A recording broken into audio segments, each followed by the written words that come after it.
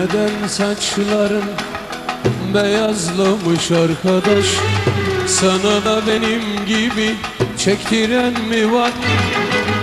Neden saçların beyazlamış arkadaş? Sana da benim gibi çektiren mi var? Görüyorum ki her gün meyhanedesin, yaşamaya küstürüp içtiren mi var?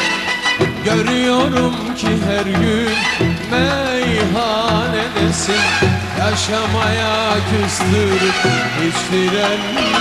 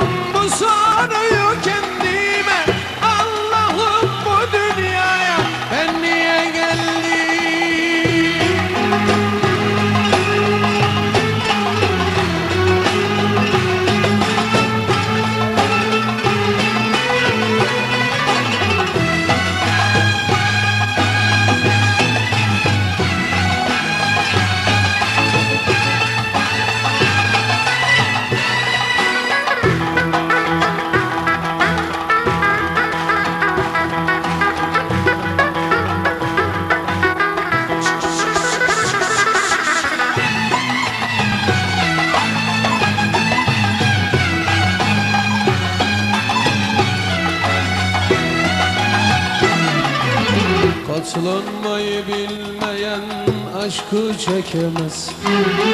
Aşka mahkum edilen garip gülemez. Katlanmayı bilmeyen aşkı çekemez. Aşka mahkum edilen İbo gülemez. Ben de yanmışım senin gibi arkadaş. Dünyanın derdi bitmez böyle arkadaş. Ben de yanmışım senin gibi arkadaş. Dünyanın derdi bitmez böyle arkadaş.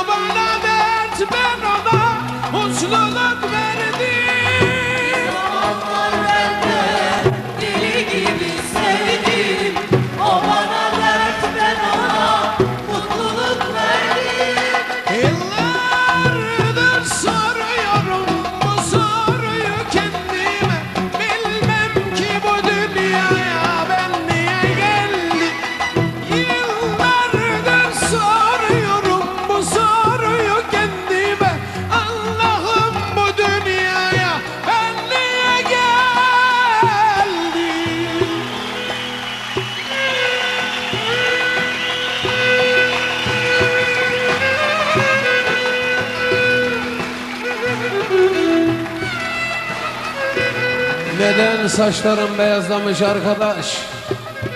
Sana da benim gibi çektiren mi var? Görüyorum ki her gün meyhanedesin, yaşamaya küstürüp içtiren mi var? Katlanmayı bilmeyen aşkı çekemez. Aşka mahkum edilen garip gülemez. Ben de yanmışım senin gibi arkadaş. Dünyanın kahrı üzülerek bitmez.